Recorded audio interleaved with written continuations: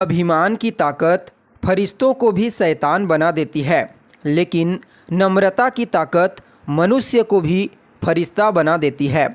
नमस्कार दोस्तों, मैं ज्योतिष आचार्य वासुदेव मिश्रा आपका अपने चैनल सत्य की खोज में हार्दिक अभिनंदन करता हूं। दोस्तों, आज का यह ज्योतिष का कार्यक्रम आप लोगों के लिए यानी कि तुला राशि वालों के लिए बेहद ही ज़्यादा खास कार्यक्रम साबित होगा। आज हम चर्चा करेंगे भूमिपुत्र मंगल के राशि परिवर्तन प्रभाव के बारे में। जी हाँ दोस्तों, 5 फरवरी 2024 की शाम करीब 7:09 पर सेनापति मंगल अपनी वर्तमान अग्नि तत्वीय राशि धनु राशि को छोड़कर अपनी उच्च राशि मकर राशि में प्रवेश कर चुके हैं और आने वाले 15 मार्च 2024 की शाम तक यहीं अपनी उच्च राशि में गोचर करते हुए आपको परिणाम प्रदान करेंगे।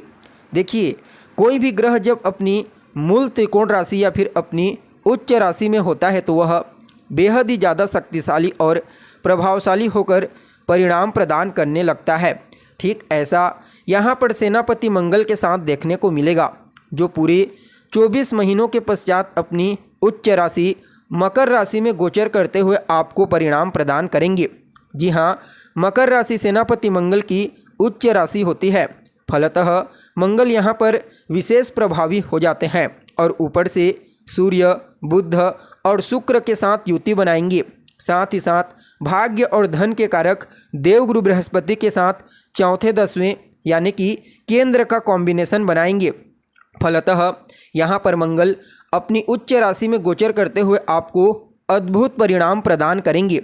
तो ऐसे में बड़े विस्तार के साथ जानने का प्रयास करेंगे कि किस प्रकार से मंगल का यह गोचर आपके जीवन में मंगल करने वाला है। जी हाँ, इस गोचर काल के दरमियान किन किन क्षेत्रों में विशेष तौर पर आपको लाभ की प्राप्ति होगी, वहीं किन किन बातों का आपको ध्यान रखना है। साथ ही साथ सेनापति मंगल के इस गोचर काल को और ज़्यादा बेहतर और श्रेष्ठ परिणाम देने वाला बनाने के लिए क्या उपाय आप कर सकते हैं, ये तमाम प्रकार की जानकारी आज के इस ज्योतिष के कार्यक्रम में आपको बताएंगे। इसलिए कार्यक्रम को बिना मिस किए अंत तक देखने का प्रयास कीजिए। और अगर आप अपनी जन्म कुंडली पर हमसे परामर्श लेना चाहते हैं तो डिस्क्रिप्शन बॉक्स में और वीडियो के अंदर आपको हमारा व्हाट्सएप नंबर मिल जाएगा, जहां से आप व्हाट्सएप करके अपनी जन्म कुंडली का विस्तार पूर्वक अध्ययन करवा सकते हैं। तो दोस्तों, कौन है मंगल? हिम्मत, शक्ति, पराक्रम, ऊर्जा, उत्साह, हथियार, वाद विवाद, क्रोध और अहंकार है मंगल। अपने इन्हीं कारकत्वों के कारण हमारे जीवन के विभिन्न पहलुओं को नियंत्रित करते हैं। कुंडली में यदि मंगल बलवान हो तो ऐसा जातक बेहद साहसी, किसी से न दबने वाला, सदैव मेहनत, पुरुषार्थ में विश्वास रखने वाला होता है। वहीं कुंडली में मंगल यदि कमज़ोर हो तो ऐसा जातक दब्बू प्रवृत्ति का हो जाता है, जोखिम लेने से डरता है, मुश्किल परिस्थितियों का सामना नहीं कर पाता।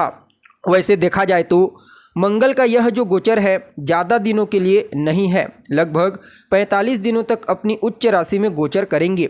लेकिन दोस्तों, मंगल की गोचर की चर्चा जब आती है तो सदैव इसकी चर्चा बृहद रूप से की जाती है और इसके पीछे कारण एक ही है। जो लोग पुरुषार्थ में भरोसा करते हैं, कर्म में भरोसा करते हैं, जो जोखिम लेने से नहीं डरते, उनके लिए भूमिपुत्र मंगल के गोचर को समझना अत्यंत ही आवश्यक हो जाता है। तो देखिए, आप लोगों के लिए यानी कि तुला राशि वालों के लिए सेनापति मंगल का यह गोचर आपकी कुंडली में आपकी राशि से चतुर्थ भाव में हुआ है। अगर देखा जाए तो इस समय गोचर कुंडली में देवगुरु बृहस्पति मेष राशि में संचरण कर रहे हैं। मंगल अपनी उच्च राशि में गोचर करते हुए राहु के साथ तीसरे 11वें का और देवगुरु बृहस्पति के साथ चौथे 10वें केंद्र का कॉम्बिनेशन बनाएंगे और शनि देव के साथ द्विद्वादश का। फलतः यहाँ पर मंगल का जो प्रभाव होगा वह आपके जीवन में काफ़ी अद्भुत और श्रेष्ठ प्रभाव देखने को मिलेगा। देखिए, चतुर्थ भाव में मंगल का गोचर करना पहले तो रोचक नामक राजयोग का निर्माण करेगा। सो यह समय आपके लिए बेहद ही महत्वपूर्ण साबित होने वाला है। यूँ समझ लीजिए, आपके सुख में वृद्धि होने वाली है, आय में बढ़ोतरी होने वाली है, नया कार्य, नई नौकरी प्राप्त होने वाली है। यह गोचर पूरी तरह से आपके लिए उन्नति कारक बनने वाला है। यदि आप मशीनरी, ऑटोमोबाइल इत्यादि के फील्ड से जुड़े हुए हैं तो कहना ही नहीं, आपका पद, आपका कद सब कुछ बढ़ेगा। या फिर आप कह सकते हैं कि इस गोचर काल के दौरान आपको विशेष रूप से नई सफलता की प्राप्ति होगी, नई ऊंचाई की प्राप्ति होगी। अगर आपके पारिवारिक जीवन के बारे में बात की जाए तो पारिवारिक स्थिति भी काफ़ी बेहतर ही दिखाई पड़ रही है। इस गोचर के दौरान भूमि भवन से संबंधित जितने भी आपके कार्य हैं सब बनेंगे। कोई बड़ी प्रॉपर्टी खरीदना चाहते हैं, कोई बड़ी प्रॉपर्टी बेचना चाहते हैं तो समझ लीजिए वह प्रॉपर्टी अच्छे दामों पर बिकने वाली है। यानी कि कुल मिलाकर के यह गोचर बहुत ही बढ़िया है। और तो और इस गोचर काल के दौरान आपका कोई ऐसा सपना जो बहुत दिनों से पूरा नहीं हो पा रहा था वह पूरा हो जाएगा। दाम्पत्य जीवन में छोटी मोटी परेशानियां बनी रहेंगी, लेकिन इससे आपको घबराने की आवश्यकता नहीं है। जैसा कि आपको मालूम है, मंगल के पास 3 दृष्टियां हैं।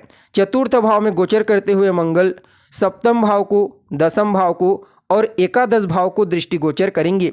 देखा जाए तो मंगल आपके लिए धनेश और सप्तमेश बन करके सुख भाव में गोचर करेंगे, जो कि अत्यंत ही श्रेष्ठ है। वैसे तो चतुर्थ भाव में जब भी कोई पाप ग्रह गोचर करता है तो यह थोड़ी परेशानी लाता है।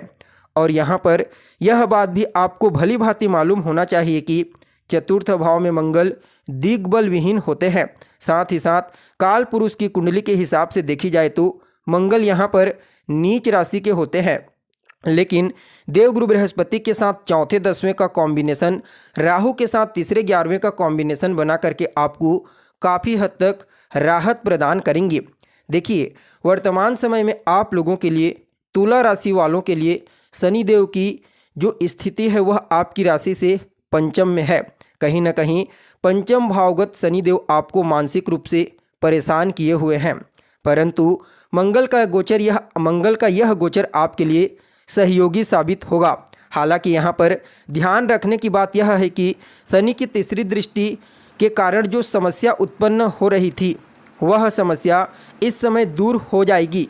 मंगल और गुरु के बल के द्वारा कहीं ना कहीं आपके दाम्पत्य जीवन, वैवाहिक जीवन में आपसी तालमेल काफ़ी हद तक मजबूत होता हुआ दिखाई दे रहा है।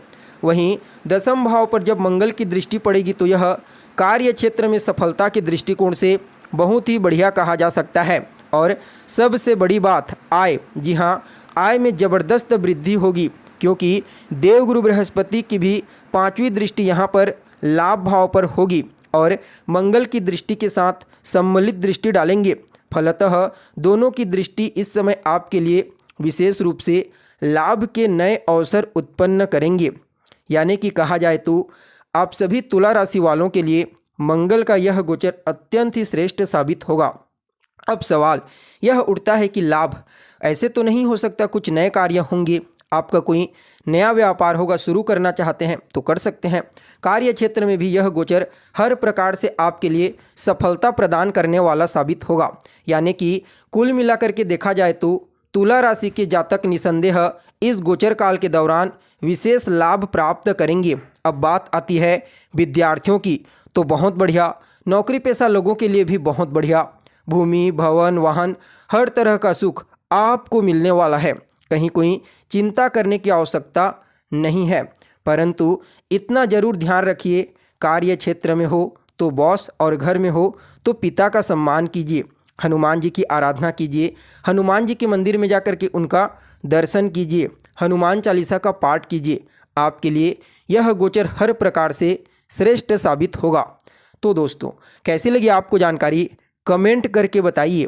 फिर मिलते हैं एक नए और ताज़ा एपिसोड में, तब तक के लिए नमस्कार।